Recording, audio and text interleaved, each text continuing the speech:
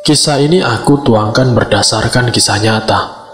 Menurut kisah hidup yang Bapak alami saat ia berumur 10 tahun dengan saudara-saudaranya yang berujung melawan ganasnya santet pring sedapur vs saktinya ajian lembu sekilan dan Bandung Bondowoso. Siapa yang akan gugur? Kisah ini tidak dibuat untuk rekayasa, karena kisah ini dituturkan langsung oleh 7 saksi hidup tragedi tersebut. Tidak menuntut juga untuk kalian percaya. Tapi yang pasti, di tanah Jawa ini menyimpan banyak misteri. Udara malam sangat dingin, gerimis kian turun tanpa henti, ditemani semangkuk kuaci dan laron yang seakan menyambut kisah Bapak malam itu. Perkenalkan, Bapakku bernama Samin, pria parubaya berumur 50 tahunan, yang pada umumnya menyukai kopi, sambil melihat hujan seperti remaja masa kini. Namun jangan salah, Bapakku istimewa. Kalian hanya melihat rintik air dan awan kelabu jika di sana bersamanya. Namun netra Bapak dapat melihat kehidupan lain yang tidak bisa kalian lihat. Benar, Bapak mempunyai kemampuan sixth sense sejak ia lahir. Ia sudah terbiasa melihat hujan sembari melihat kuntilanak yang terbang mengikuti anak kecil jika maghrib menjelang. Ia juga sudah terbiasa melihat pocong dengan berbagai bentuknya, berdiri, tidur, pocong dan kain kafan yang lepas, atau pocong terbang mengelilingi rumah. Semua bisa ia lihat. Bapak memang anak istimewa. Sampai saat itu, aku memintanya untuk bercerita bagaimana kisah masa kecilnya. Bapak pun menjawab, "Mungkin kalau bukan karena kakekmu, Bapak tidak mungkin bisa di sini sama kamu sekarang, Dok." "Loh, kenapa, Pak? Memangnya ada kisah apa, Pak?" tanyaku sembari menemaninya makan kuaci. "Dulu semua saudara Bapak kena santet pring sedapur. Dan semua saudara Bapak termasuk Bapak sendiri hampir tidak kuat menahannya. Sampai akhirnya kakekmu berkorban untuk menolong 7 anaknya dan 1 cucunya. Jelas Bapakku." "Memangnya seganas apa santet itu, Pak? Bagaimana bentuknya? Dan apa yang mendasari kejadiannya?" cecarku. "Kamu tahu kan kalau santet pring sedapur itu adalah ilmu santet paling sakti dan sangat ditakuti di tanah Jawa kita. Dan kamu tahu kan, sedikit orang yang bisa lolos dari jerat santet itu. Tapi kakekmu bisa. Memangnya siapa yang melakukannya, Pak?" "Dia masih saudara kita sendiri, Dok. Hanya karena harta warisan, ia gelap mata membinasakan keturunan saudara kandungnya sendiri. Badiran pelakunya. Kakekmu dan keturunannya adalah sasarannya." Jelas Bapakku. Siang itu aku pulang sekolah bersama adik perempuanku. Aku adalah anak nomor 6 dari 7 bersaudara. Adik perempuanku itu bernama Tumi. "Tum, tadi sore Mbok Deira kenapa? Kok teriak-teriak?" tanyaku. Bode adalah panggilan untuk bibi yang lebih tua, sama dengan Bude maupun Bubu. Sedangkan Bode Ira sendiri adalah saudara kandung dari Bapak.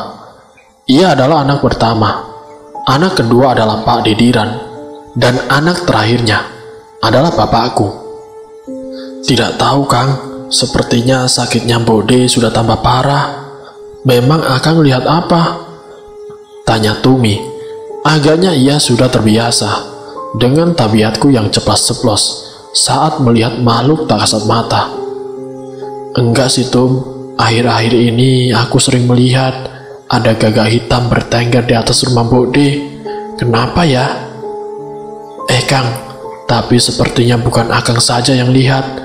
Kemarin Kang Amin juga melihat. Terus ya dia langsung lapor kepada Bapak. Aku dengar Bapak bilang kalau memang sepertinya Bode mau meninggal." Jelas Tumi.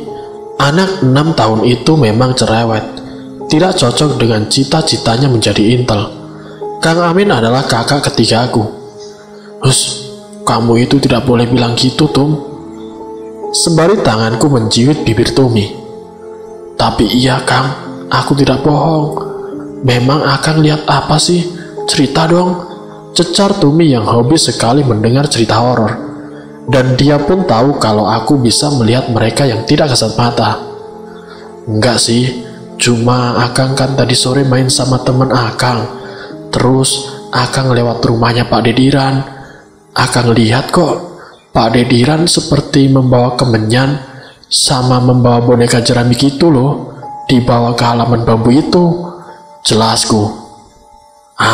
Itu mah paling cuma buat tolak bala Kang. Kan biasa, orang-orang sini pada percaya sama yang namanya sajen setiap malam Jumat Kliwon, kata Tumi yang sepertinya dia tidak tahu maksud arah pembicaraanku tentang boneka jerami itu. Aku pun tidak mau juga untuk menjelaskan padanya, karena sepertinya percuma. Mungkin, tapi Tung, tahu nggak, 7 hari ini, setiap aku pulang sholat Isya, aku melihat ada keranda di depan pintu rumah Mbok De. Akang serius? Tapi kok aku tidak lihat apa-apa ya? Padahal aku pulang pergi juga sama Akang. Tumi kaget dan menghentikan langkahnya, kemudian berdiri di depanku. Ya jelaslah Tung, itu bukan keranda yang bisa kamu lihat. Terus juga setiap aku lewat rumah Mbok De, aku selalu menyium bunga melati Tum. Padahal kamu tahu sendiri, di sini tidak ada melati. Adanya pohon bambu, beringin sama pisang. Belum selesai kalimatku, Tumi berlari meninggalkanku. Padahal jarak rumah kita sudah dekat. Namun aku memilih untuk mengabaikannya. 10 menit kemudian, sampailah aku di rumah. Assalamualaikum, sapaku saat membuka pintu rumah, dan kudapati Tumi sedang berbicara dengan bapak. Seperti biasa, selalu mengadu, dan menjadi informan yang dapat diandalkan. Waalaikumsalam, sudah pulang Le, jawab si Mbok. Sudah Mbok. Ini tapi kenapa kok suasananya menjadi aneh gini? Aku merasakan ada yang berbeda. Pasalnya semua anggota keluargaku berkumpul saat itu. Lengkap, 5 kakakku dan 2 anak kakak pertamaku. Biasanya kakak pertamaku, sebut saja dia namanya Mbak Ipa, selalu tidur di rumah suaminya. Namun sore itu, ia datang dengan raut muka yang sedih. Tidak apa-apa Le, ini mau ke rumah Mbok De. Sepertinya Mbok De sudah semakin parah sakitnya. Kasihan tidak ada yang merawat. Ini kakakmu Ipa bersedia merawat Mbok De. Kasihan Le, sudah berhari-hari Mbok De tidak mau makan, juga berteriak-teriak terus tiap dengar azan. Jelas si Mbok. Memang Mbok De hidup sebatang kara. Ia pernah menikah, namun bertahun-tahun tidak memiliki anak, dan akhirnya ditinggal oleh suaminya. Sampai saat akhir hidupnya, ia sendirian di rumah itu. Mbok De bekerja sebagai pedagang gorengan keliling yang digendong, sebagai sumber mata pencahariannya. Kasihan memang, Mbok De adalah orang yang sehat, raganya kuat, meskipun umurnya sudah renta. Namun, sudah beberapa bulan ini, ia jatuh sakit mendadak. Awalnya kami mengira itu sakit biasa, karena memang gejalanya pun mengarah ke penyakit dalam, karena selalu memuntahkan darah. Kami sudah berusaha mendatangkan mantri ke rumah, sudah diberikan obat, tetapi tidak kunjung sembuh. Karena saat itu, memang terkendala jarak yang sangat jauh, apabila harus pergi ke rumah mantri, untuk berkali-kali. Akhirnya Mbok De dirawat sendiri oleh Simbok seadanya. Pasalnya puskesmas di desa kami sudah tutup bertahun-tahun. Dengar-dengar karena banyak dari suster maupun dokter praktek sering kesurupan di sana. Akhirnya mereka tidak kuat dan lebih memilih untuk pindah tugas. Kalau kataku, itu bukan rumor, tapi memang benar adanya. 5 kakak dan 2 ponakanku malam itu, kami berkumpul di rumah Mbok De. Ada juga Pak Dediran dan istrinya. Alasan kami berkumpul saat itu dikarenakan ada diskusi keluarga besar terkait pembagian warisan tanah Mbok De. Mbok De sendirilah yang meminta kami semua untuk berkumpul. Agaknya Bode sudah tahu bahwa ajalnya kini sudah semakin di depan mata. Namun saat kami berkumpul, aku sedikit melirik ke arah Pak Dediran, karena jujur ada perasaan yang bertarung di dalam hati dan otakku. Meskipun saat itu aku masih kecil, tapi aku merasakan Pak Dediran mempunyai sebuah rencana besar pada kami. Terlihat dari sorot matanya yang selalu melihat ke arah Bode. Yang pasti aku melihat Pak De yang duduk di samping pintu itu. Kini tangannya sembari mencari-cari sesuatu di lantai beralaskan karpet anyaman itu. Semakin aku ingin tahu, aku berniat untuk bergeser ke arah lebih dekat dengan Pak De. Namun Kang Amin yang ada di dekatku menahanku. "Jangan ikut campur," larangnya. Aku pun menurut, tapi masih tetap mengamati dari kejauhan apa yang berusaha ia cari. Dan ketika tangan Pak De berhenti, semakin aku memfokuskan mata bahwa Pak De mengambil sisa rambut yang jatuh dari Bode.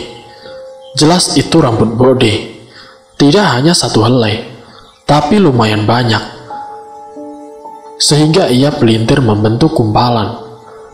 Mengapa aku yakin itu adalah rambut Bode? Memang biasanya Simbok menyisir rambut kakak iparnya itu di depan pintu, dan Simbok sendiri bilang pada kami kalau kondisi rambut Bode saat ini sudah rontok banyak. Simbok juga tidak tahu mengenai hal-hal kejawen, beda dengan bapak. Jadi Simbok melakukannya tanpa berpikir ada yang salah. Aku saat itu memang masih kecil, masih awam dengan hal-hal keilmuan kanuragan atau kejawen. Yang pasti aku hanya bisa melihat sesuatu yang tidak kasat mata, tidak lebih. Saat Pak De memasukkan gumpalan rambut itu, tiba-tiba aku melihat di belakang Pak De muncul asap berwarna hitam pekat. Asap itu terbang melalui pintu samping menuju rumahku, kemudian lenyap. Kupikir saat itu hanyalah penampakan seperti biasa yang kulihat. Namun aku salah. Itulah kail yang Pak De taruh untuk memanen hasil pancingannya. Gampangnya panen nyawa.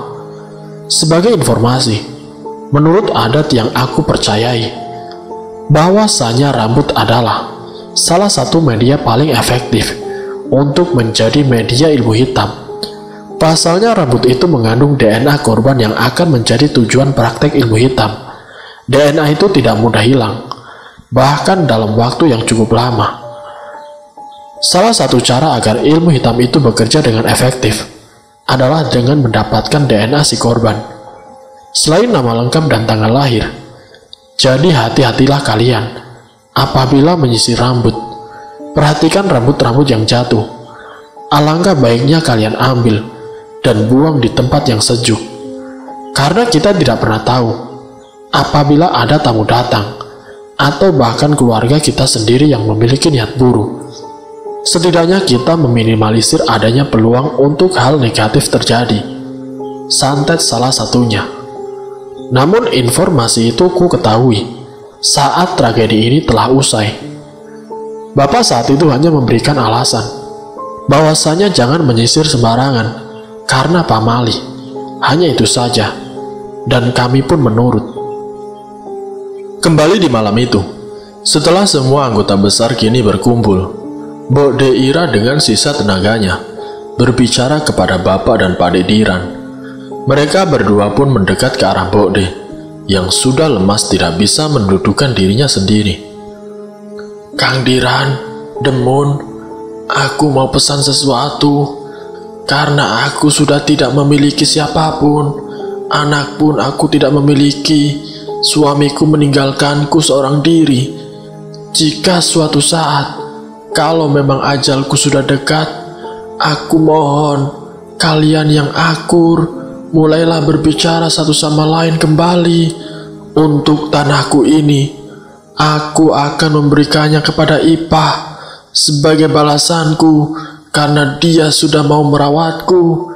Aku harap keputusanku ini tidak memberatkan salah satu pihak di antara kalian," terang Bode. Di sini kalian menemukan satu fakta kembali, bahwa ternyata Bapak dan Pak Dediran sudah tidak lagi mulai bertegur sapa. Entah apa alasannya, aku belum mengetahuinya saat itu.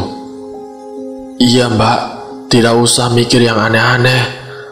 Aku tidak memikirkan tentang tanahmu ini. Terserah kamu mau berikan kepada siapa, itu hakmu. Aku cuma minta yang kuat ya Mbak, yang ikhlas dengan siapapun yang melakukan ini sama kamu. Sembari mata Bapak melihat ke arah Pak D. Pak D terdiam. Aku pastikan saat itu Pak Dediran mengelus senyum tipis di wajah garangnya, tanpa sepatah kata pun. Iya Le, Mbak sudah ikhlas. Lagian Bapak hidup juga untuk siapa? Tidak ada yang mengharapkan kehadiran Mbak lagi di sini. Balas Bode dengan memegang tangan Bapak. Sepertinya Bapak tahu sesuatu. Ditambah lagi, ditambah lagi beberapa minggu setelah kondisi Bode semakin parah, Bapak juga jarang pulang. Entah kemana. Saat kutanyakan Simbo hanya menjawab bahwa Bapak sedang bertapa. Sudah ada sekitar 1 bulan lebih ia tidak pulang. Namun saat ia pulang, justru kondisi Bode semakin menurun. Begitupun dengan Kang Amin. Beberapa minggu ini ia selalu puasa. Entah puasa apa yang ia lakukan. Ia selalu berdiam diri di kamar sholat dan sesekali pergi keluar, kemudian berhari-hari juga tidak pulang. Jarak umurku dan Kang Amin saat itu memang terpaut cukup jauh. Kang Amin sudah berumur 20 tahun. Ia sudah tamat sekolah dan kesehariannya membantu kedua orang tuaku bekerja. Aku semakin bingung. Sebenarnya ada apa? Kang, lihat tidak Bapak kenapa? Lihat ke arah Pak D seperti benci sekali ya, tanya Tumi. Memang sepertinya ada yang aneh Tum, jawabku. Akang masih lihat ada keranda, tanya Tumi lagi. Seketika aku memalingkan wajah ke arah luar pintu. Kini kudapati keranda itu sudah tidak ada di sana. Kok tidak ada ya? Padahal tadi ada. Aku pun keheranan, tapi aku masih berpikir itu tidak ada arti apapun. Aku kembali memfokuskan pandanganku untuk mengamati Pak Dediran dengan lekat. Saat mataku kembali memandang, Bapak dan Pak D bergerak menjauh dari Bode. Rencana saat itu, kami ingin membacakan Yasin untuk Bode. Namun saat Pak D menggeser dirinya menjauhi Bode, aku melihat Pak D merapalkan sesuatu dengan mulut komat kamit membelakangi Bode. Dan seketika itu, Bode berteriak bahwa badannya panas. Aneh tapi nyata, tubuh Bode perlahan mulai menghitam. Diawali dari ujung kaki dan berhenti pas di dada Bode, tepatnya dada sebelah kiri, tepat di mana jantung manusia berada. Kami pun langsung membacakan surat Yasin. Namun saat itu, justru Pak Dediran pamit untuk pulang dengan alibi bahwa ia lupa belum mengandangkan kambing peliharaannya. Karena semua fokus terarah ke kondisi Bode yang terus berteriak merasakan panas, kami pun mengabaikan Pak Dediran.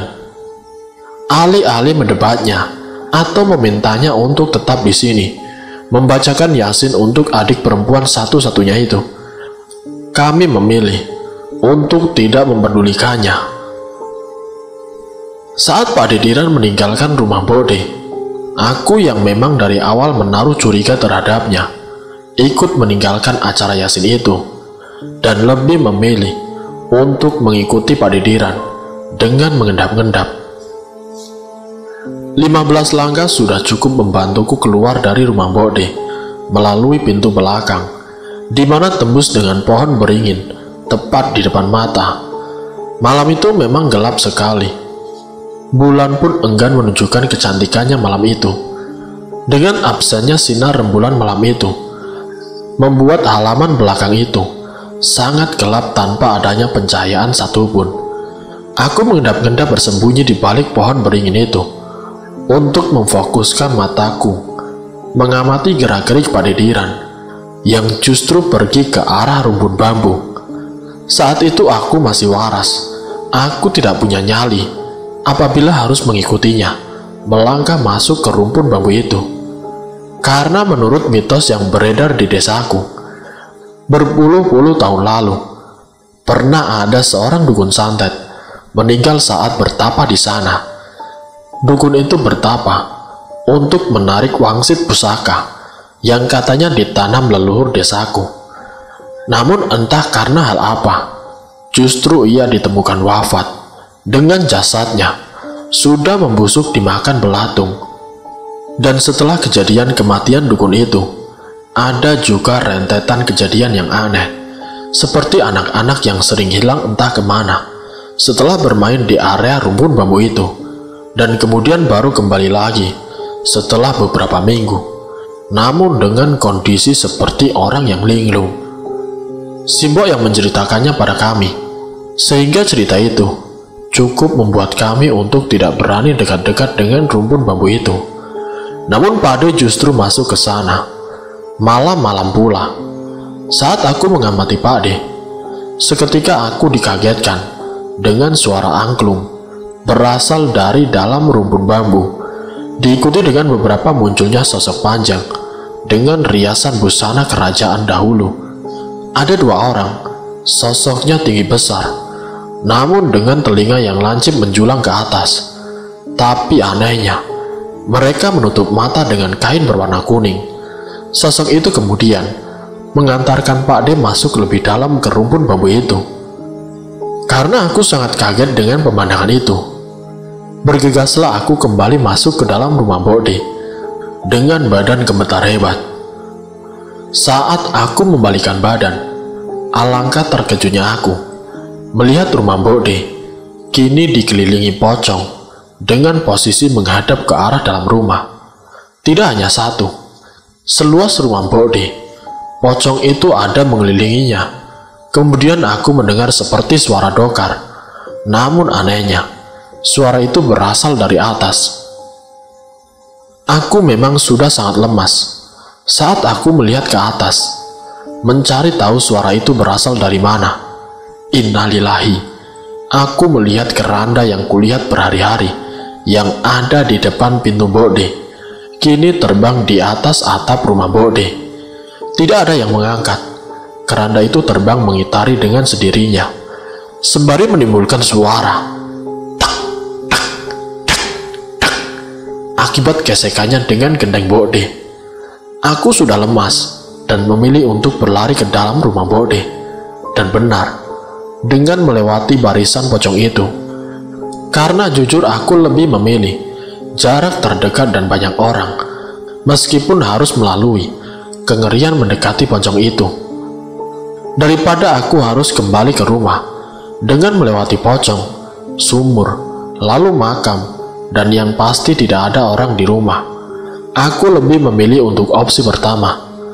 Dengan badan gemetar dan kepala menunduk, aku memberanikan diri untuk masuk, sembari membaca ayat kursi dan doa-doa lain yang aku bisa. Namun saat langkahku kurang 5 untuk menuju pintu, aku terhenti dan tiba-tiba mendengar bisikan. "Kamu tidak usah ikut-ikut. Aku tahu kamu istimewa. Aku tidak akan menyakitimu kalau kamu mau menuruti aku." Kupastikan itu suara Pakde, namun orangnya tidak ada di sana. Artinya aku dilarang untuk ikut campur. Pakde Diran tahu aku anak istimewa. Pakde janji tidak akan melukai aku jika aku membisu dan menuruti permainannya. Aku meneruskan langkahku, dan kini kain kafan itu bisa terlihat oleh mataku, pertanda bahwa jarakku dengan pocong itu hanya terpaut 1 jengkal saja. Baunya sangat busuk, menyengat hidungku. Bau anyir darah juga tercium sangat jelas, menandakan bahwa pocong-pocong itu masih muda. Karena menurut informasi yang kudapat, umur pocong bisa ditentukan dengan baunya. Semakin busuk ia semakin muda, juga sifat mengganggunya semakin tinggi. Begitupun sebaliknya. Tanpa pikir panjang, aku langsung berlari menerobos dan kemudian memeluk Tumi. "Akang dari mana? Kenapa?" tanya Tumi berbisik, karena posisinya saat itu semua masih membaca Yasin. Karena energiku seakan sudah terkuras, aku tidak sanggup bahkan untuk menjawab pertanyaannya. Namun mataku kembali melihat Bode. Kini Bode sudah tenang, namun justru Bapak menatapku dengan nyalang. Dia terlihat marah. Nyaliku semakin menciut. Ada apa sebenarnya dengan Bode? Siapa sosok kerajaan memakai kain penutup mata kuning itu? Apakah maksud bisikan Pak Dediran padaku? Sungguh aku sangat bingung. Bingung harus bagaimana dengan situasi ini. Di sisi lain aku merasa ada yang tidak beres dengan sakitnya Bode dan perginya Bapak dan Kang Amin dari rumah. Aku merasa itu ada sangkutannya dengan Pak De. Meskipun saat itu aku belum ada bukti. Namun di sisi lain, Pak De sudah berjanji untuk tidak menyakitiku. Apabila aku tidak ikut campur urusannya, aku semakin bingung harus melindungi diriku sendiri atau berusaha memecahkan teka-teki ini yang sepertinya mengarah pada peperangan gaib antara Bapak dan juga Pak Dediran. Singkat cerita, acara Yasin malam itu telah selesai. Bapak sesekali melihatku, masih dengan ekspresi marahnya. Namun aku lebih memilih untuk tidak mempedulikan ekspresi dari Bapak. Karena jujur saat itu, banyak sekali pertanyaan yang bergelut dengan rasa takut di pikiranku. Sesuai dengan rencana, Mbak Ipah kini tinggal di rumah Bode bersama suaminya. Sedangkan kedua anaknya, Win dan Pri, tinggal dengan kami di rumah Bapak. Jam saat itu sudah menunjukkan pukul 11 malam. Hari itu hari Sabtu, di mana besoknya kami libur sekolah. Sehingga Mbok tidak menyuruh kami untuk cepat-cepat memeluk selimut. Singkat cerita, kami pun beranjak untuk kembali ke rumah, kecuali Mbak Ipah dan Bapak. Agaknya Bapak masih ingin menemani kakaknya, memastikan semua keadaan baik-baik saja. Belum aku melangkahkan kaki ke pintu, tanganku ditahan oleh Bapak. Aku dibawa keluar untuk berbicara dengannya. Saat itu aku langsung berpikir tentang keberadaan barisan pocong itu. Masih ada atau tidak? Saat tanganku digandeng Bapak melangkah keluar, mataku pejamkan karena sisa ngeri atas pengalaman tadi masih terasa sangat nyata. Namun aku sudah tidak mencium bau amis dan busuk.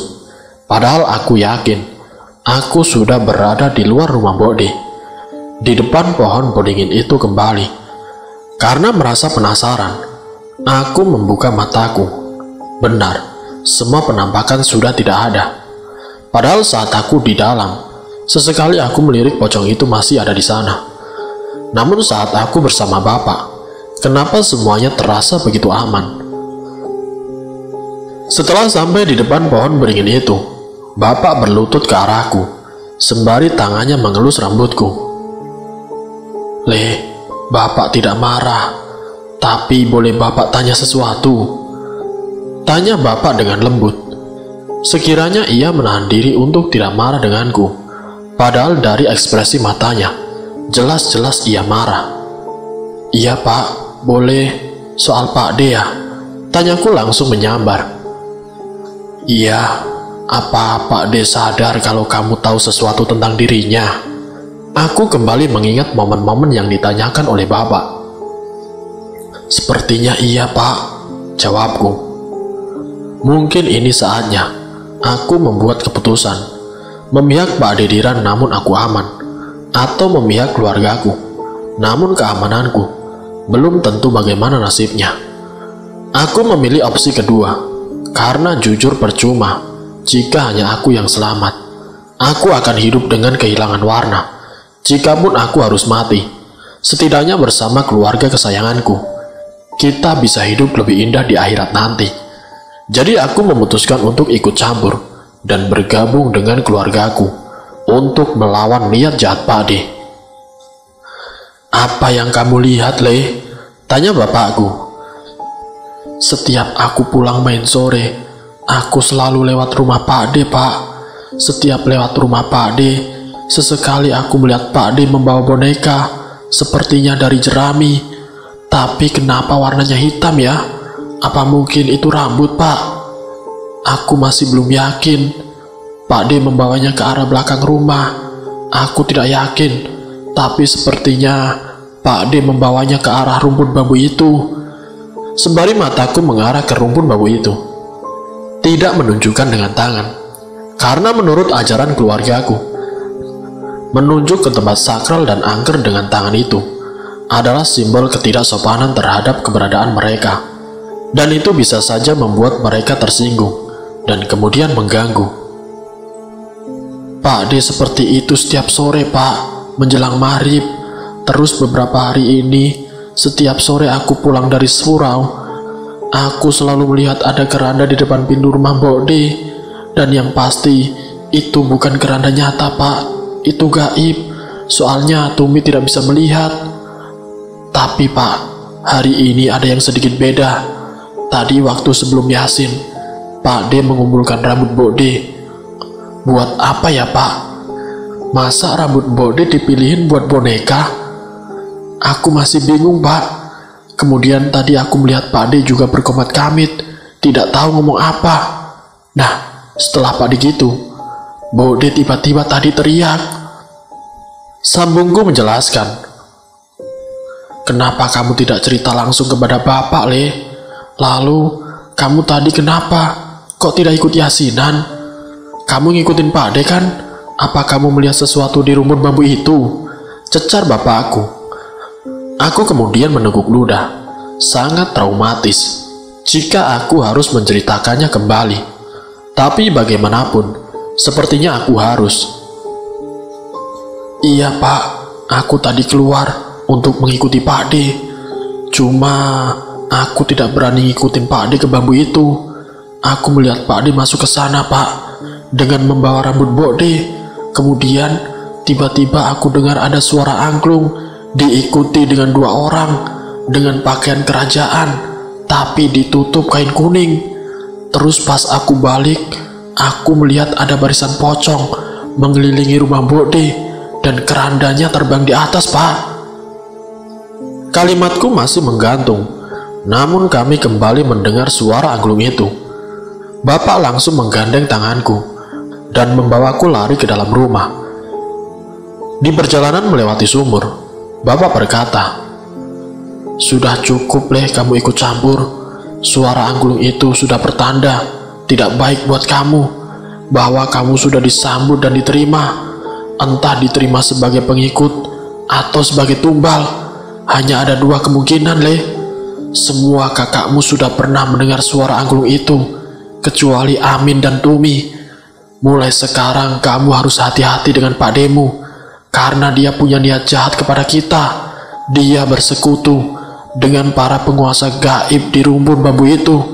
Dan jika tebakan Bapak benar, ia bekerja sama dengan kerajaan jin bambu kuning itu, Le." Jelas bapakku panjang lebar. Aku gemetar kembali. Kerajaan jin, katanya. Jika berbicara mengenai kerajaan, pasti ada sosok raja yang kuat dengan patinya. Aku langsung menangis karena sudah sangat takut. Namun saat itu hanya bisa terbungkam dan tetap menuruti perintah Bapak untuk terus berlari. Sesampainya di depan rumah, terlebih dahulu aku membasuh kaki dan mencuci tangan, meskipun tidak terlalu bersih karena tergesa. Tapi aku selalu melakukannya setelah berkunjung ke tempat keramat atau sakral, dan aku melihat sesuatu. Konon katanya, selain karena alasan kebersihan, ada alasan gaib apabila dari tempat sakral dan keramat, atau minimal setelah kita melihat penampakan di luar rumah. Jika kita tidak membersihkan diri terlebih dahulu sebelum masuk ke rumah, maka sosok itu akan menjadikan kita sebagai inang, menempel seperti parasit, dan mengikuti kita kemanapun kita pergi. Itu salah satu etika dasar yang diajarkan Bapak kepadaku.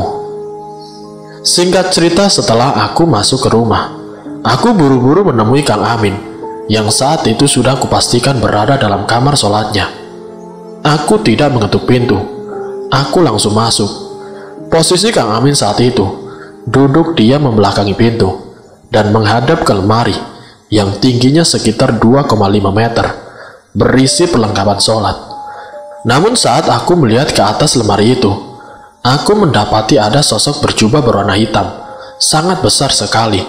Sosok itu duduk di atas lemari, dan itu cukup membuatku terenyak.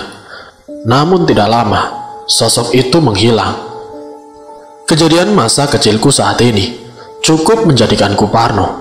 Sampai usia ke-53 tahunku sekarang, setiap kali tidur, aku sudah menjadi kebiasaanku untuk melihat ke atas lemari, apakah ada sesuatu atau tidak. Karena jujur saja, meskipun kini aku berusia 53 tahun, aku masih merasakan takut apabila ada sosok yang mengagetkan seperti itu, apalagi di kamar. Kembali pada malam itu, setelah aku melihat sosok itu menghilang, aku langsung menyapa Kang Amin. Kang, sapaku terbata-bata. Tidak lama Kang Amin menoleh, kaget melihatku dalam kondisi berantakan. Ada apa, Min? Kenapa kok ketakutan? Lihat ya, kata Kang Amin. Itu barusan di atas lemari apa, Kang? Tanyaku. Tidak apa-apa, itu penjaga Akang. Kenapa? Tanya Kang Amin. Oh, penjaganya Akang. Kemudian aku menceritakan semua yang telah kuceritakan kepada Bapak di bawah pohon beringin itu tanpa terlewati. Setelahnya aku bertanya kepada Kang Amin lagi. Tapi kenapa Bapak bilang Kang Amin tidak bisa mendengar alunan angklung itu? Tanyaku. Akang beda sama kamu. Saat ini Akang sama Bapak masih berusaha untuk melindungi keluarga kita, Min. Akang tidak bisa jelasin apa yang terjadi sama Akang sekarang. Mungkin nanti.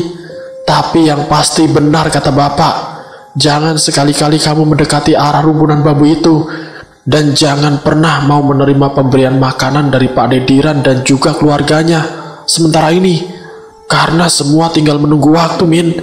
Entah siapa yang menang dan siapa yang kalah. Yang jelas, yang kalah harus mati, Min. Jelas Kang Amin. Emosinya sangat terasa, marah, sedih dan kecewa. Semua perasaan itu bisa terpancar dari sorot matanya. Begitupun dengan aku, anak kecil yang saat itu masih berusia 10 tahun, harus mendengar penjelasan tentang hidup dan mati. Benar-benar membuatku sangat takut. Tapi bagaimanapun, aku harus berdiri untuk keluargaku. 3 hari berlalu setelah kejadian malam itu, tepatnya kini di hari Selasa. Pagi hari aku bersiap-siap untuk berangkat sekolah bersama Tumi.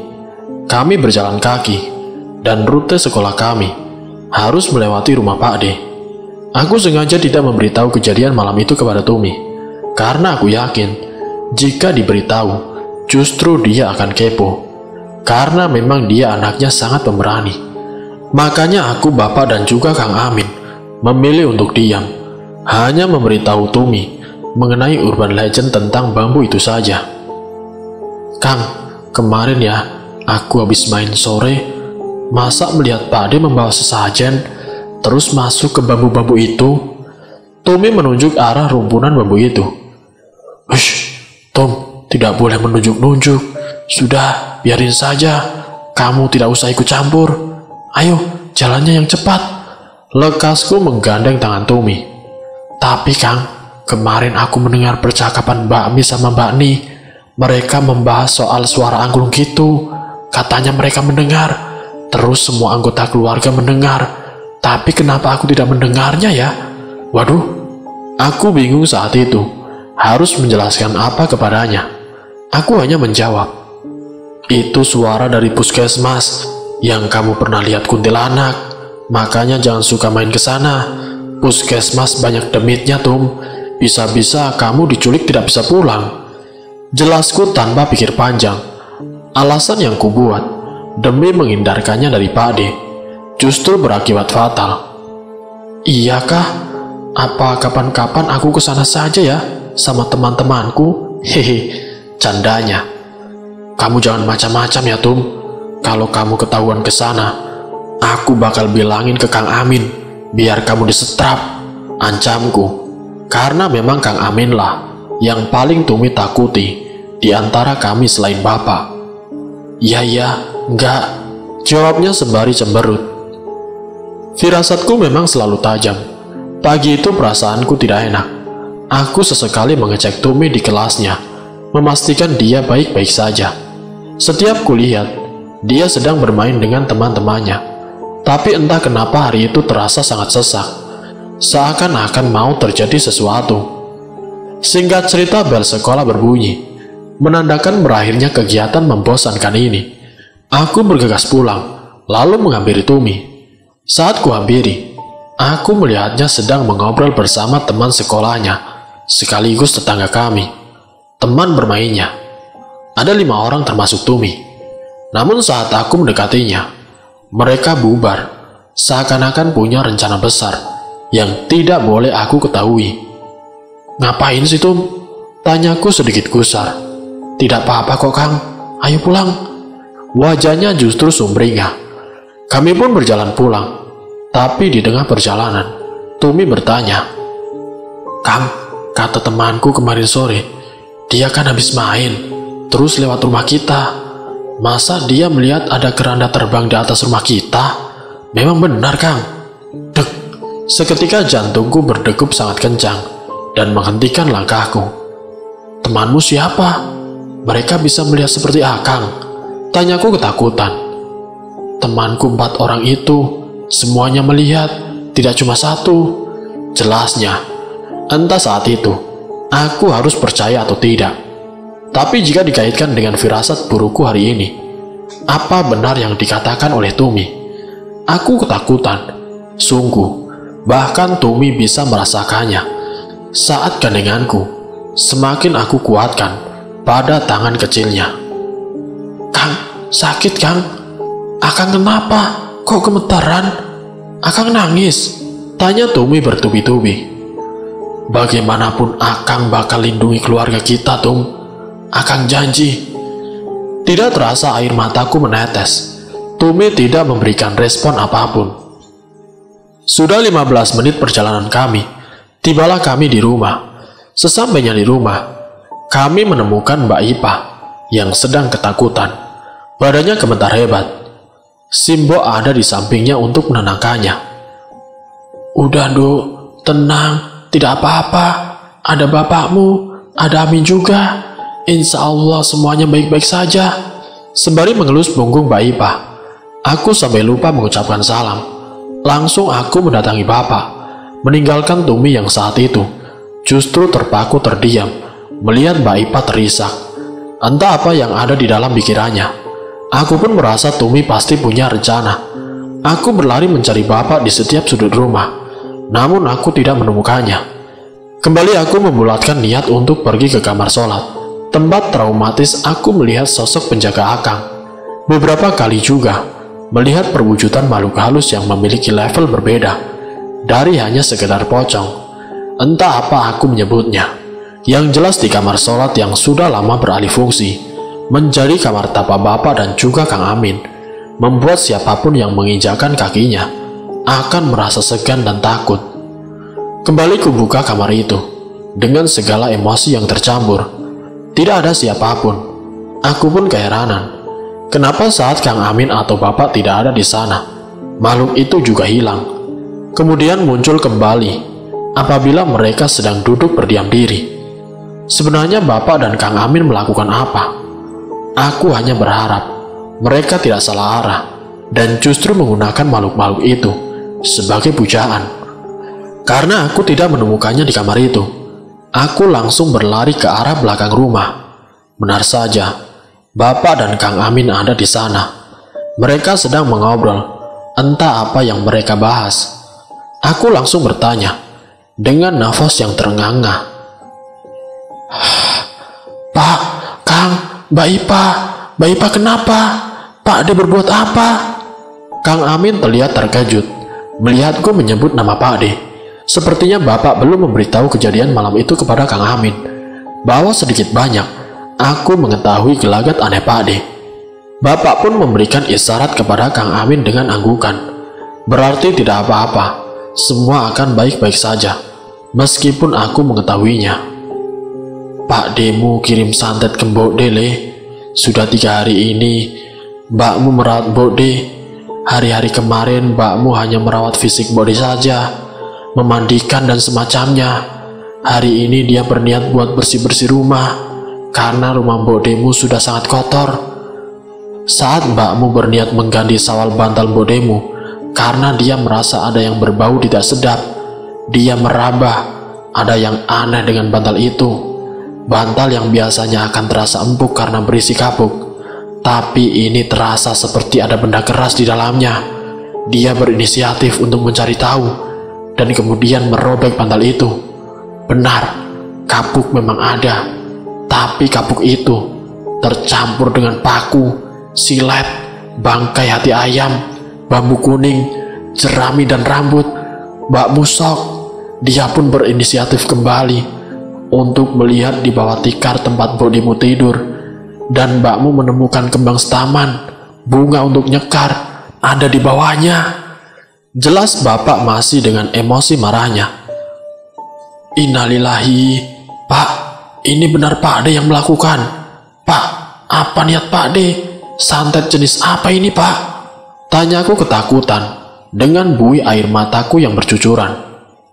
Namanya penyakit gaib, Le. Kita tidak pernah bisa mencari bukti siapa pelakunya, tapi dengan ilmu kebatinan, seseorang bisa mengetahui pelakunya. Namun tidak semua orang bisa. Bapak dan Kang Amin tahu itu Pak Demu.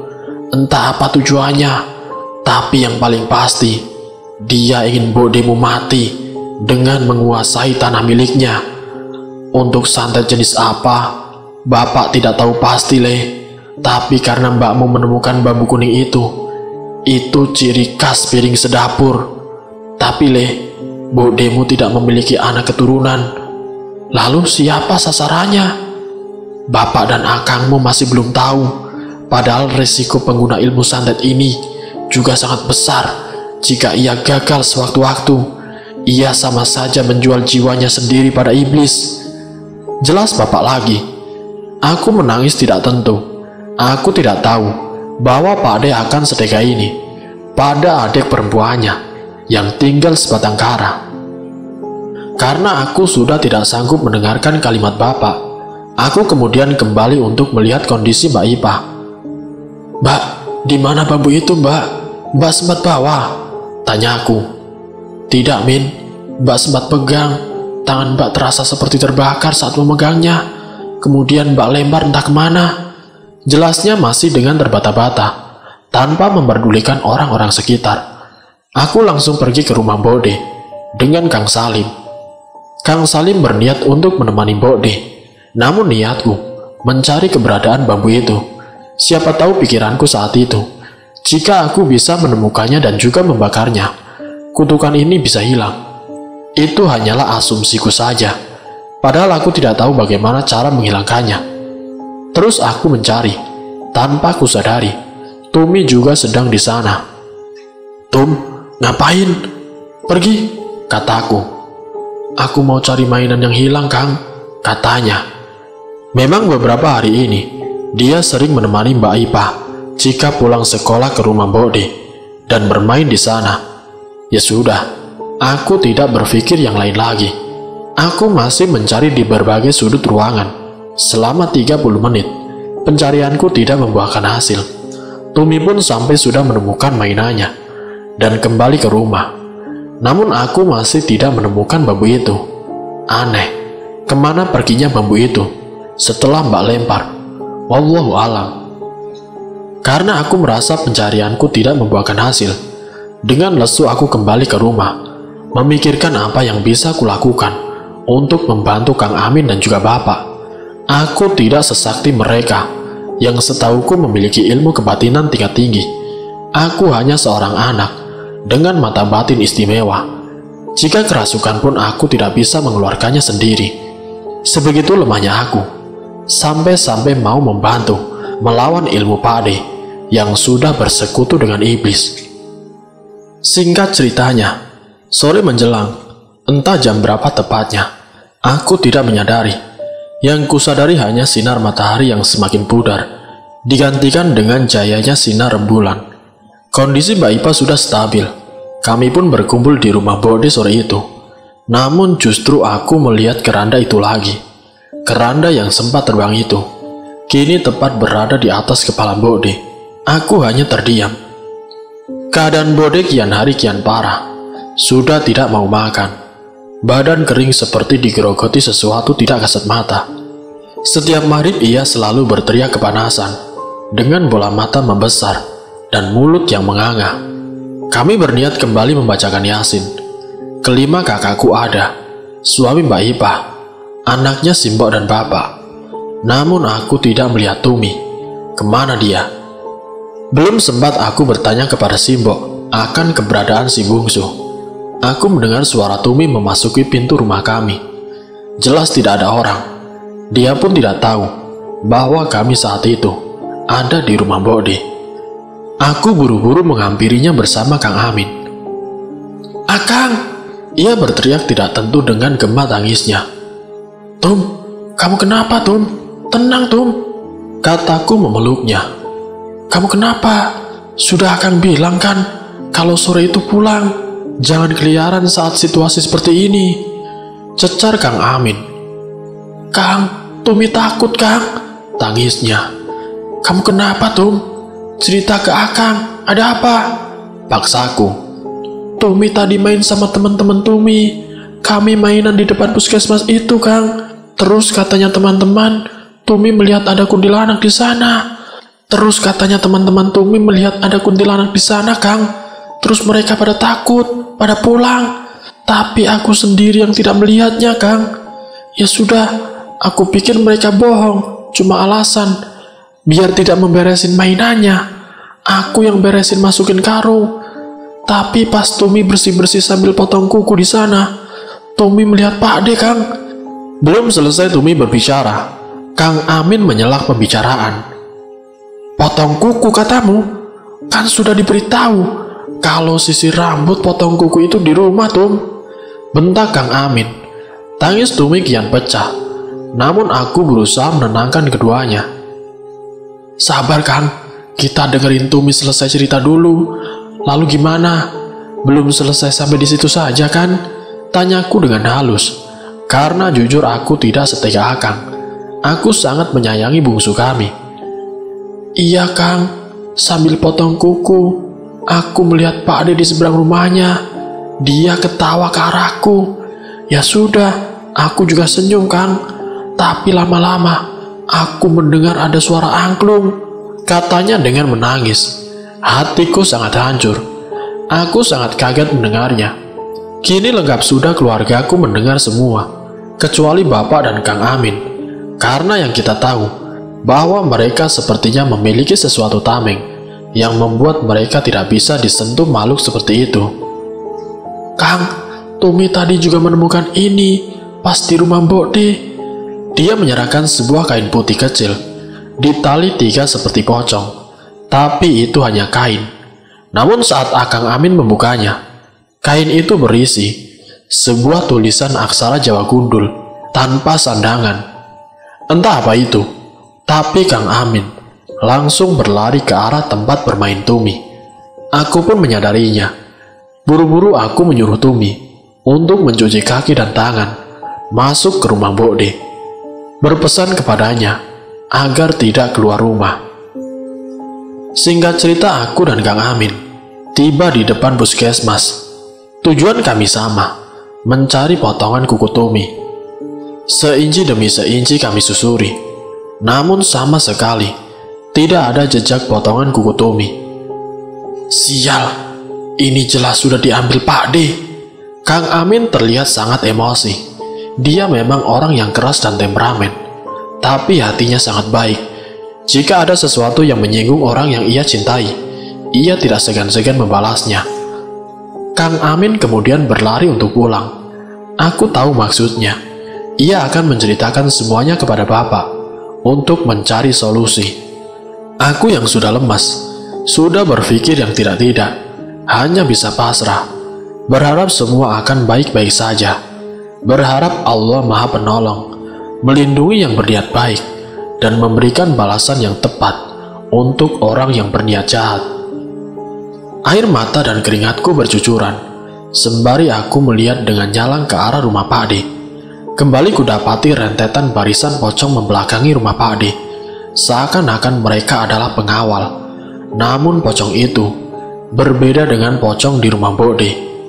Pocong itu berwarna hitam legam, seakan mereka ditugaskan menghalangi balasan kiriman gaib yang mungkin Bapak atau Kang Amin kembalikan padanya. Sungguh tidak punya hati mengorbankan saudaranya yang tidak ternilai harganya demi sebidang tanah yang tentu memiliki harga. Jika kalian bertanya, apa saat itu aku tidak melihat kuntilanak penunggu puskesmas itu? Ya, aku melihatnya. Tidak hanya itu, aku juga melihat adanya wewe gombel dengan postur tubuh berbulu besar dan memiliki payudara yang menjuntai ke bawah. Keberadaan wewe itulah yang seakan menarik anak-anak kecil untuk bermain di sana. Dan jika sore hari, jika anak-anak kecil itu tidak segera pulang, biasanya ia akan menunjukkan dirinya. Namun hal itu tidaklah membuatku takut, selain karena terbiasa. Pikiranku saat itu sangatlah kalut, sampai-sampai aku sudah tidak bisa lagi merasakan takut akan kehadiran wewe itu. Singkat cerita, sebelum azan maghrib berkumandang, aku kembali ke rumah dengan langkah lesu. Seperti biasa, aku membasuh kaki dan tangan. Namun seketika aku mendengar sesuatu. Bapak dan Simbok berdebat. Sudahlah Pak, sudah. Kita pasrahkan saja kepada Allah Pak. Mau bagaimanapun Kang Diran itu kakangmu. Sudah Pak, sudah, kata Simbok dengan halus. Namun kata-kata Simbok tidak dibalas oleh Bapak. Bapak hanya diam saja. Singkat cerita, sholat telah usai. Kami pun bermain di surau, sembari menunggu sholat isya. Bapak dan Kang Amin kembali lebih dulu. Namun tiba-tiba ponakanku, anak laki-laki pertama Mbak Ipa, pingsan. Seketika kami langsung geger. Kami langsung membawa Win ke rumah. Sesampainya di rumah, Mbak Ipa histeris. Begitupun dengan Simbok. Lantas Bapak langsung merawat Win, karena menurut Bapak, Win terkena serangan gaib. Sudah bisa ditebak dari siapa. Bapak merapalkan sesuatu yang entah itu apa. Dan anehnya Win langsung sadar. Tapi dengan posisi matanya berwarna putih, tanpa ada warna hitam. Tidak berbicara, juga mulutnya yang terus menganga. Kemudian Bapak berkata, "Ini perbuatan Kang Diran. Aku yakin dia menyasar Win sebagai syarat perjanjiannya dengan iblis bambu kuning itu," kata Bapak. "Pak, gimana anakku Pak?" tangis Mbak Ipa. "Tenang Duk, tenang. Bapak akan atasi ini. Kamu sabar ya." Aku masih tidak mengerti korelasi antara kondisi fisik Win saat itu dengan iblis bambu kuning. Saat Bapak mengajak Kang Amin untuk keluar rumah, aku mengikutinya diam-diam dan menguping pembicaraan mereka di balik pintu. "Pak, apa Win ini dirasuki oleh iblis bambu kuning itu?" tanya Kang Amin. "Semoga pilihan terbaiknya hanya itu, tapi Bapak khawatir dengan pilihan terburuknya," ujar Bapak. "Apa Pak pilihan itu?" tanya Kang Amin lagi. "Kamu pernah kan mendengar kisah dukun santet yang mati di rumpun bambu itu? Konon katanya, dukun itu mati karena tidak bisa memberikan tumbal, seperti yang diminta oleh kerajaan iblis itu untuk laku santetnya. Dan jika kamu tahu, para koloni iblis itu menutup mata mereka dengan kain berwarna kuning. Tapi Bapak pernah melihat ada di antara mereka yang tidak memakai kain penutup mata itu. Dulu saat masih kecil, Bapak sering bermain sampai larut malam. Saat itu malam 1 Suro. Bapak keliling malam dengan teman-teman Bapak. Saat melewati rumpun itu, Bapak mendengar suara kuda. Saat Bapak cari tahu, ada sosok yang keluar dari rumpun bambu itu. Sosok bertubuh besar mengendarai kuda. Wajahnya Bapak tidak melihat, seperti raja, diikuti dengan iringan memakai pakaian kerajaan serba kuning, dengan kain penutup mata. Namun di paling belakang juga ada beberapa iringan yang tidak memakai kain penutup. Sepertinya itu adalah budak. Dan saat Bapak melihat matanya, berwarna putih semua, dengan posisi mulut menganga, ia berjalan membawa bambu. Itu yang dimaksud seseorang yang mendengar angklung itu akan dijadikan tumbal atau dijadikan pengikut. Jika dijadikan tumbal, maka akan seperti Win. Dan jika dijadikan pengikut, maka ia akan seperti pademu. Lalu kita harus bagaimana, Pak? Apa kita bisa menyembuhkan Win? Tanya Kang Amin. Soal menyembuhkan, Bapak tidak bisa, Le. Bapak hanya bisa membentengi keluarga kita. Tapi mungkin belum bisa menjangkau semuanya. Tandanya Win bisa tembus oleh pademu. Tapi kita tunggu 3 hari lagi. Pak Ramin pulang. Bismillah, semoga Pak Ramin bisa bantu sembuhkan Win. Jelas Bapak. Aku terkejut. Pak Ade benar-benar sudah gila. Win akan dijadikan tumbal. Singkat cerita, kami pun akhirnya mengatasi tugas malam itu. Mbak Ipa sementara menunggu Win masih dengan posisi seperti itu. Aku dan Kang Amin menunggu Bode di rumahnya. Malam itu aku masih melihat ada keranda di atas kepala Bode. Namun aku juga masih berusaha mencari-cari di mana bambu kuning yang Mbak Ipa buang itu. Namun nihil. Ya sudah, aku menyerah dan memilih untuk tidur karena besok aku sekolah. Jam kini sudah menunjukkan pukul 11 malam. Aku masih terjaga. Kang Amin sudah tertidur. Namun aku mendengar Bode menggerak, seakan-akan mau mengatakan sesuatu. Katanya, "Ada apa, Bode? Mau minum?" Tanyaku. Tapi bola mata Bode seperti orang ketakutan. Ada air mata yang membasahi pipinya. Bode melihat ke atas atap, dan aku merasakan ada yang aneh. Aku melihat di atap Bode ada kupalan asap berwarna hitam. Seketika aku membangunkan Kang Amin. Kang, bangun Kang, panggil Bapak," kataku. Kang Amin pun langsung bangun. Ia berlari menuju rumah untuk memanggil orang-orang rumah. Aku juga berlari keluar rumah untuk melihat ada apa. Innalillahi wa inna ilaihi raji'un. Aku melihat sinar berwarna merah. Tidak hanya sekali, 7 kali sinar itu datang dari arah rumpun bambu itu, menghantam rumah Bode. Kalau orang bilang, itulah tanda santet atau teluh. Diikuti dengan suara berisik di atas atap, seperti tertiban benda keras. Aku langsung menangis. Entah aku tidak bisa mengatakan apapun saat itu. Kulihat Bapak dan juga yang lainnya berlari menuju rumah Bode, kecuali Mbak Ipa, karena ia menjaga Win dengan kondisinya itu.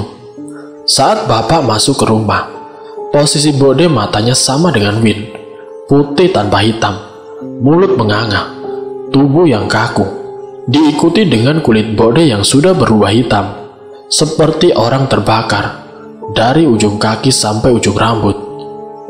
Innalillahi wa inna ilaihi raji'un. Tangis Bapak seketika pecah, diikuti dengan tangisan yang lain.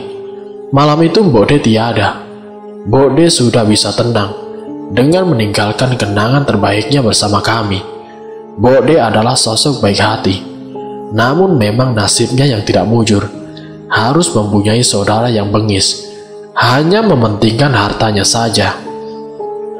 Malam itu kami tidak mengira bahwa kepergian Bode adalah sebuah awal, bukan akhir.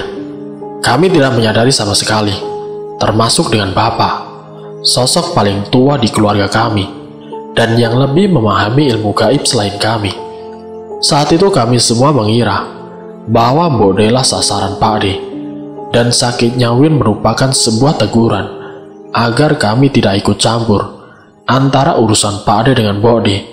Tapi justru kamilah sasaran Pak De dengan menggunakan Bode sebagai persembahan. Menurut informasi yang kudapat, ilmu hitam selalu membutuhkan persembahan nyawa, apapun ilmu itu.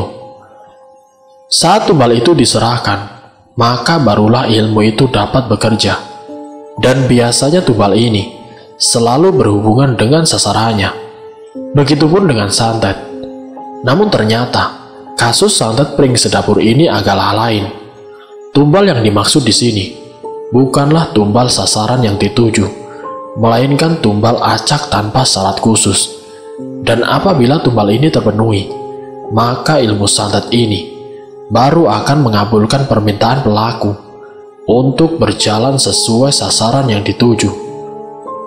Malam itu kami pun tidak menunda proses pemakaman Bokde, karena dalam agama yang kami anut, menunda proses pemulasaran jenazah itu tidaklah suatu hal yang baik. Jadi apabila meninggalnya dini hari, maka juga harus diproses secepatnya. Saat itu Pak D belum datang. Sampai pada akhirnya kami mengantarkan Bokde menuju pemakaman. Sekitar 20 menit kami berjalan, sampailah kami di tempat TPU desa kami. Pak D ada di sana. Ia menunggu di depan gapura TPU. Aku kemudian melihat ke arah Bapak. Sorot matanya menunjukkan bahwa ia sangat murka pada Pak D. Namun beliau bisa menahannya. Proses pemakaman kami lakukan pada jam 2 dini hari.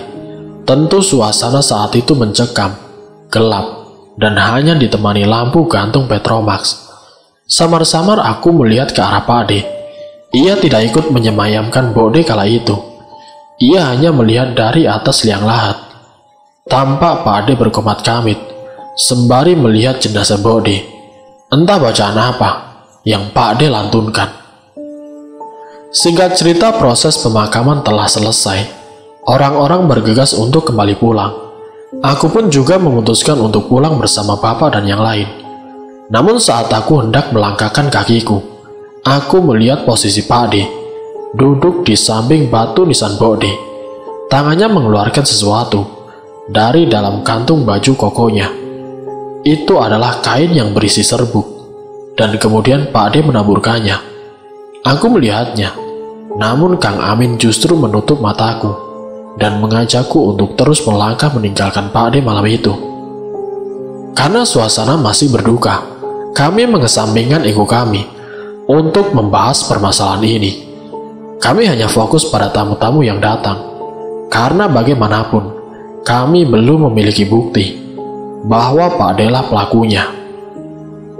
Malam itu kami sangat kelelahan, sehingga aku, kakak-kakakku, dan Tumi memutuskan untuk kembali ke rumah kami untuk mengistirahatkan diri sebentar. Meskipun sudah dapat dipastikan besok kami akan diizinkan untuk tidak masuk sekolah. Singkat cerita, malam berlalu kian cepat sampai kami tidak sadar jam sudah menunjukkan pukul 5 pagi. Kami melewatkan sembahyang subuh ke surau. Alhasil kami saat itu memiliki sholat subuh di rumah secara bergantian. Kami saat itu tidur di ruang tamu. Begitupun dengan Mbak Ipa, meninggalkan Win sendiri di kamar. Meskipun jam sudah menunjukkan pukul 5 pagi, suasana masih sepi. Mungkin karena semua orang terlalu lelah hari itu, sehingga mereka tidur terlalu pulas, dan akulah orang pertama yang bangun. Aku bergegas untuk mengambil air wudhu di sumur timba belakang rumah. Pasti saat menuju sumur, aku harus melewati kamar Simbok dulu. Kamar yang saat itu di dalamnya ditempati oleh Win. Karena aku penasaran bagaimana kondisi Win saat itu, aku berencana melihat kondisinya. Aku membuka kamar Simbok. Saat itu aku melihat Win tengah duduk. Dia sudah tersadar. "Win, bagaimana keadaanmu, Win?" Tanyaku kepada keponakanku yang berumur 5 tahun. Posisi Win saat itu duduk di pinggir dipan membelakangiku. Namun Win tidak menjawab apapun. Kemudian aku berjalan untuk lebih dekat dengannya. "Win," tanyaku menepuk pundaknya. "Has, ha, ha, hu, he, ha, nah," katanya. Aku kaget melihat Win bicara tidak jelas. Kemudian aku berangsur untuk melihat kondisinya dari depan. Innalillahi. Ternyata Win sudah sadar, tapi dengan posisi mata masih putih sepenuhnya. Mulut yang terus menganga dan tidak bisa terkatup. Dan aku baru sadar, maksud dari kalimatnya tadi adalah, Mas, mataku kemana? Dia mencari matanya. Sontak aku langsung berlari. Aku berpikir, Win saat itu sadar sudah normal. Namun justru Win sudah sadar, dengan posisi sama persis saat ia pingsan. Aku kemudian berlari menuju ke arah rumah Bode untuk memberitahu kepada bapak kondisi Win saat itu. Bapak, Win pak, teriakku. Bapak pun bergegas berlari menuju rumah kami. Dan saat sampai di rumah, bapak tidak menemukan Win berada di kamarnya. Cari Win sekarang, bentak bapak. Bergegas semua orang mencari Win saat itu. Aku dan Kang Amin memiliki pemikiran yang sama. Rumpun bambu itu, benar saja, kami menemukan Win tengah berjalan kaku, seperti seonggok bambu, menuju arah rumpun. Kami langsung menjaga Win. Kang Amin membacakan doa-doa.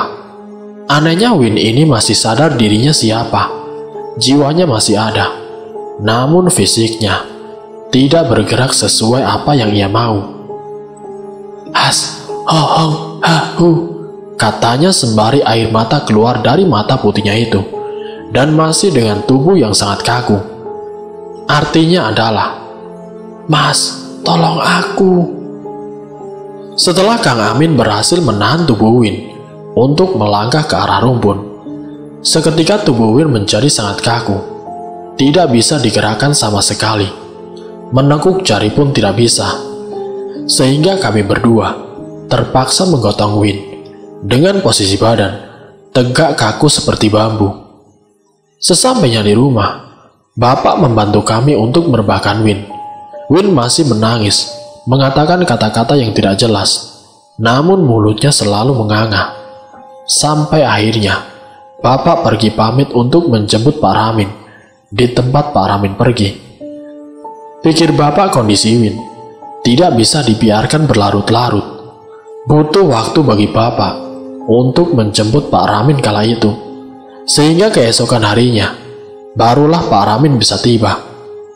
Akhirnya kami membagi tugas. Sebagian mengurus tamu Bode, sebagian menemani Win untuk memantaunya. Kami juga bersepakat untuk merahasiakan kondisi Win ini kepada tamu-tamu keluarga yang lain. Alhasil Win dikunci di dalam kamar Simbok bersama Mbak Ipa dan aku.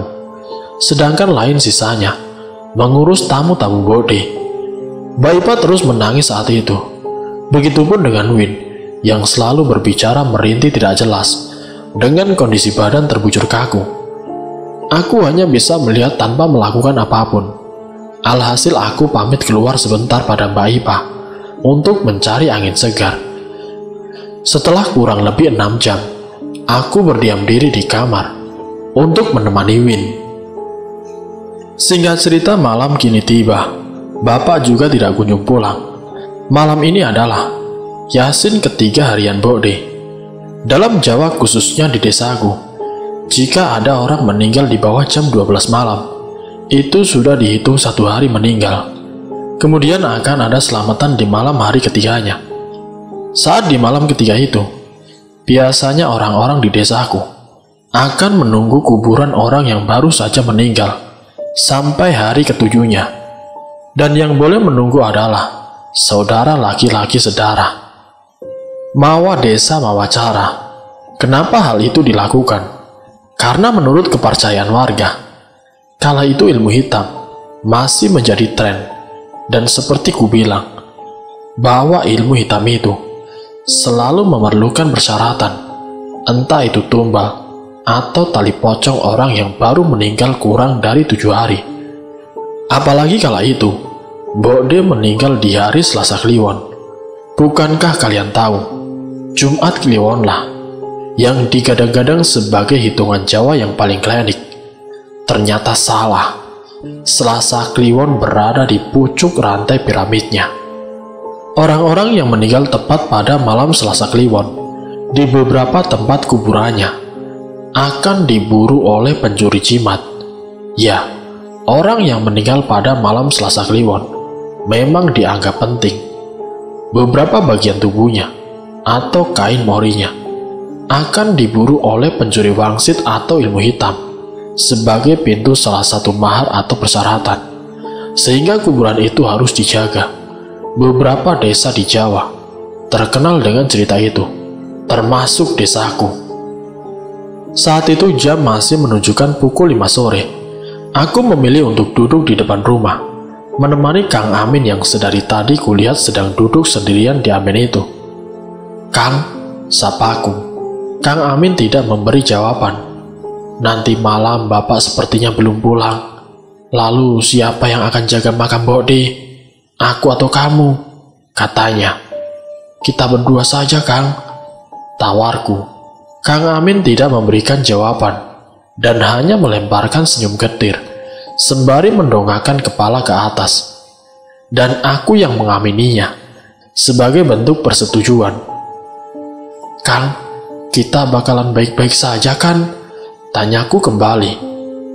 "Aku harap begitu. Kamu lihat apa waktu di pemakaman Bode?" tanya Kang Amin. Kang Amin memang bukan tipe orang yang berbasa-basi.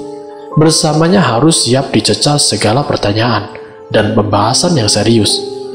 Dengan dudukku di sana sore itu, aku sudah mengira akan dicecar mengenai pertanyaan seputar Pak De. "Aku melihat Pak De naburin sesuatu di kuburan Bode, Kang, tapi tidak tahu itu apa.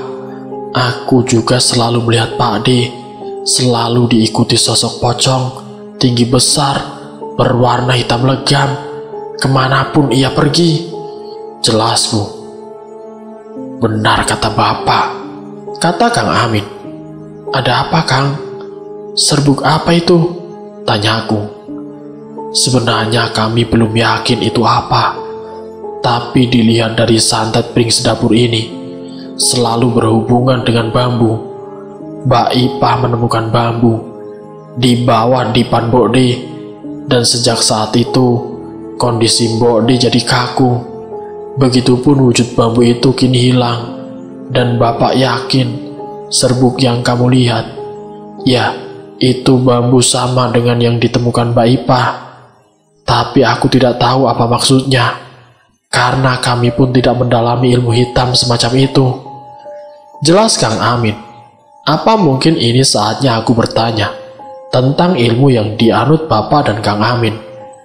Karena mau apapun ilmu itu, Kang Amin sudah meyakinkan bahwa Bapak dan dirinya tidaklah memiliki jalan yang salah, yaitu ilmu hitam. Dengan hati yang berdegup, aku memberanikan diri untuk bertanya. "Kang, boleh aku tanya sesuatu?" tanyaku hati-hati. "Soal ilmu kami," tanya balik Kang Amin. Aku lupa bahwa Bapak pernah bilang kalau Kang Amin itu hebat. Dia mempunyai ilmu kebatinan tingkat tinggi yang terkadang bisa mengetahui apa yang membuat hati lawan bicara gelisah. Karena umur Kang Amin kala itu juga masih belia, sangat hebat untuk ukuran manusia yang sudah bisa menguasai ilmu kejawen atau kebatinan meskipun belum terlalu sempurna. Aku tidak menjawab. Aku yakin Kang Amin menanyakan hanya sebagai bentuk formalitas, padahal ia sebenarnya tahu. Ia lalu kembali tersenyum getir, seakan ada emosi di dadanya yang tidak bisa ia salurkan. "Kalau kita mau bicara tentang itu, kita awali dari Bapak dulu." Kang Amin membenarkan posisi duduknya untuk menghadap ke arahku. "Dengar baik-baik. Dulu waktu aku masih kecil seumuran kamu, aku pernah sakit keras, sakit yang tidak bisa disembuhkan oleh medis, sampai akhirnya Bapak tahu bahwa aku terkena sawan.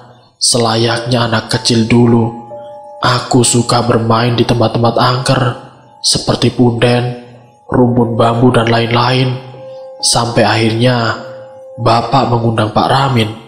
Saat itu aku menguping pembicaraan keduanya. Pak Ramin bertanya, apakah tidak bisa Bapak menyembuhkanku sendiri? Bapak menjawab tidak bisa. karena ilmunya bukanlah untuk penyembuhan dan ilmu hitam. Seperti halnya rawa rontek, ilmu Bapak hanya bisa digunakan untuk temeng dirinya sendiri, dan ia saat itu sedang mencari cara agar ilmunya bisa ia gunakan juga untuk melindungi anggota keluarganya yang lain. Singkat cerita, aku sudah sembuh. Aku cukup dekat dengan Bapak sedari kecil. Sore itu aku bantu Bapak ngarit di sawah, mencari rumput buat makan kambing. Aku bertanya kepadanya bahwa aku mendengar percakapan di antaranya dengan Pak Ramin, bertanya apa ilmu yang ia anut. Bisakah jika aku juga mempelajarinya? Kemudian Bapak melarangku untuk mengikutinya, karena katanya ilmunya itu terlalu berat cara memperolehnya. Begitupun dampaknya. Bapak bilang ia memiliki ilmu kanuragan lembu sekilan, ilmu tingkat tinggi yang setahuku memungkinkan pemiliknya tidak bisa tersentuh senjata apapun, baik itu benda nyata maupun gaib. Hebatnya lagi, tubuh seseorang yang menguasainya tidak bisa merasakan sakit alias kebal. Jika ada serangan, baik fisik maupun gaib, akan melenceng berjarak 1 kilo dari tubuh si empunya. Konon temeng gaib ini sangat kuat dibanding baju besi atau persia apapun. Beberapa di antara ritual riadat adalah puasa selama 40 hari dengan menu buka dan sahur menyerupai makanan seekor lembu atau sapi. Cara makannya pun harus tanpa alat makan dan menyerupai lembu. Selain itu, konon masih dilanjutkan puasa 3 hari 3 malam tanpa makan, tanpa minum maupun tidur. Masih ada lagi, katanya agar tidak mampu pada senjata berapi, ajian lembu sekilan harus puasa menghindari cahaya selama kurun waktu yang ditentukan. Namun ada pantangan untuk pemilik ajian ini, bahwa pemilik ajian ini harus menghindari daging lembu jika tidak ingin binasa. Dan Bapak tahu, aku tidak akan kuat untuk melakoninya. Ilmu Bapak ini hanya bisa ia gunakan sendiri kala itu. Tapi Bapak tidak pernah putus asa untuk terus mencari jalan agar ilmunya bisa ia gunakan untuk melindungi keluarganya yang lain. Saat ini setahuku Bapak sudah hampir menguasainya. Meskipun perisai gaib yang diberikan kepada anggota keluarga yang lain masih sedikit lemah jika dibandingkan perisai milik dirinya sendiri. Jelas Kang Amin, aku menganga, tidak mengerti harus menanggapi cerita ini seperti apa. Ternyata ilmu kanuragan hebat itu ada. Bapakku sendiri pemiliknya. Lalu, bagaimana dengan Akang? Apa ilmu yang Akang punya sampai-sampai berani bersama Bapak melawan Pak D? Tanyaku antusias. Saat itu, aku masih tidak terlalu percaya dengan ilmu yang dimiliki oleh Bapak. Mirip Joko Tingkir, kataku. Sampai pada suatu hari, aku mau membuktikannya sendiri. Aku mengambil pisau. Bapak saat itu sedang bertapa di kamar sholat. Aku berencana untuk menikam Bapak di bagian kakinya. Saat pisau akan aku hunuskan, benar saja, pisau itu bengkok dan terlempar. Bahkan belum sempat menyentuh tubuh Bapak. Bapak pun menoleh ke arahku dengan tersenyum, seakan ia tahu niatku kala itu untuk membuktikan bahwa omongan Bapak itu tidak hanya sekedar bualan semata. Ada juga saat dimana dukun santet yang mati di rumpun babu itu dulu sangat membenci Bapak hanya karena alasan sawah Bapak selalu panen subur, sedangkan sawahnya selalu mengalami gagal panen. Tidak cukup ia menggunakan pesugihan, ia berencana untuk menyantet Bapak menggunakan santet biasa, bukan pring sedapur. Sampai akhirnya Bapak menyadarinya lewat mimpi. Bapak kemudian bertapa berhari-hari. Hasil akhirnya Bapak tidak tersentuh sedikit pun dengan adanya kiriman santet itu. Justru santet itu menjadi bumerang ke dukun itu dan mengenai dirinya sendiri. Ia sempat sakit berbulan-bulan, sampai akhirnya ditemukan wafat di dalam rumpun bambu. Semua karena ulahnya sendiri. Mulai saat itulah, aku selalu merengek kepada Bapak untuk diajari ilmu seperti itu. Namun Bapak selalu menolak. Sampai akhirnya Bapak menyerah setelah melihat kegigihanku mengikutinya berpuasa. Ya, meskipun aku sudah ikut-ikutan, tapi jika tidak sesuai persyaratan, aku tidak akan bisa. Sampai akhirnya aku putus sekolah di bangku SMP. Aku memutuskan untuk berguru di guru Bapak di daerah Jawa Tengah. Di sana aku diajari ajian bernama Bandung Bondowoso. Sama seperti sebelumnya, semua terasa sangat hebat di mataku. Aku bahkan merinding mendengar nama ajian itu. Aku bukan anak sepertimu yang terlahir istimewa, bahkan dari lahir, sehingga aku harus berupaya ekstra untuk meneruskan posisi Bapak. Jika suatu saat Bapak telah tiada, harus ada sosok penggantinya yang sakti, yang bisa melindungi keluarga. Itulah pikiranku saat itu, sehingga aku lebih tertarik belajar ilmu kanuragan dibanding matematika yang membuatku sakit kepala, harus memikirkan PR setiap hari. Singkat cerita, aku mempelajari kurang lebih sekitar 2 tahun di Padepokan, Jawa Tengah. Aku adalah murid paling kecil saat itu, satu-satunya anak yang berumur 16 tahun. Jika ilmu hitam bekerja dengan cara manusia menjadi budak jin, maka ajian ini sebaliknya. Manusia sebagai bosnya, dan jin inilah sebagai pasukannya. Pernah mendengar kisah Candi Prambanan? Itulah ajian yang kakangmu ini miliki. Ajian Bandung Bondowoso ini merupakan ajian tingkat tinggi dalam kanuragan Jawa. Fungsinya untuk menaklukkan bangsa jin. Dengan ajian ini, jin-jin yang ada di sekitar Akang akan tunduk dan takluk pada Akang. Mereka akan mau diperintahkan untuk melakukan sesuatu yang kita inginkan tanpa ada imbalan sepeser pun. Namun ilmu ini ada beberapa tingkatan, bisa menaklukkan jin biasa atau bahkan raja jin. Nah, untuk kasus Akang masih belum terlalu sempurna. Jika harus dikatakan bisa menaklukkan rajanya jin, Akang sekarang masih sebatas menaklukkan jin-jin atau setan biasa yang kita temui di kehidupan sehari-hari, bukan raja jin seperti yang ada di rumpun bambu itu. Lalu yang pertama yang Akang lakukan yaitu niat yang bersih untuk menggunakan ajian Bandung Bondowoso ini. Jalan kebaikan, bukan sembarangan. Kemudian melakukan puasa selama 30 hari, dimulai pada hari Sabtu Kliwon bulan Suro. Kemudian dilanjutkan dengan puasa ngebleng selama 7 hari, dan yang terakhir puasa pati geni, dan laku ritual adat yang lain. Tapi dalam menekuni ajian ini, haruslah bersungguh-sungguh, karena jika main-main, konsekuensinya adalah nyawa. Jin yang sudah kita taklukkan bisa berganti menyerang kita. Oleh karena itulah, Akang sampai sekarang masih mendalami ilmu ini agar lebih sempurna lagi. Jelas Kang Amin mengakhiri ceritanya. Aku terkesima, dan cerita Akang barusan membuatku sedikit lega tentang situasi saat ini. Setidaknya kami punya bapak yang memiliki ajian lembu sekilan, ajian tameng terkuat di tingkatan ilmu kanuragan Jawa. Bapak pun saat ini masih berusaha memberikan perlindungan pada masing-masing anggota keluarga.